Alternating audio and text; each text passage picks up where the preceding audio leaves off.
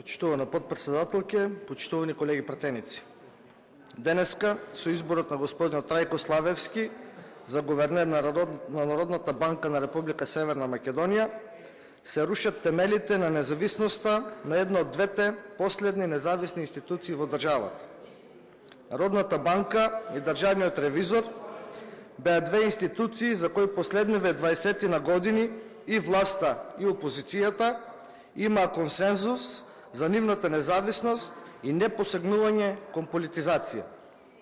Тоа беа две важни институции во чија независност и работа во интерес на државата верува и граѓаните и политичарите.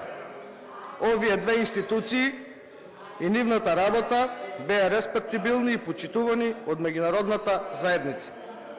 Денес, со изборот на господинот Трајко Славевски за гувернер на Народната банка, кој истакнат член на ВМРО ДПМН и носител на многу функции во нивното владење, освен што се руши независноста на институциите, се праќа и порака до меѓународната заедница дека власта не само што не гради независни институции на системот, кои се услов за придвижување кон ЕУ, туку дека има и намера и тие малку независни да ги стави под сопствено влијание. Предлагајќи го Трајко Славевски да биде избран за гувернер, и председателката на државата подлегна на притисоците и дозволи рушење на независноста на институциите. Со ова падна и нејзините декларативни заложби дека ќе се бори за департизација на институциите и за повеќе жени на важни позиции кои креираат политики. Таа со својот предлог тргна една жена која успешно раководеше и креираше политики и носеше одлуки во еден многу важен сегмент и момент во функционирањето на државата. И председателката, и премиерот знаат дека гувернерот треба да биде професионално, но пред се непартиско решение. Дека гувернерот и министерот за финансии не треба да бидат од исто милје и дека гувернерот треба да биде независен од владата во креирањето на политиките на Народната банка. Но дали Трајко Славевски е непартиско решение?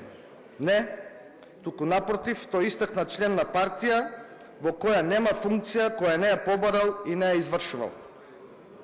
Според законот на Народната банка, покрај другото, цел на Народната банка е одржлив, стабилен финансов систем, монетарна политика, стабилна пазарна економија, ценовна стабилност.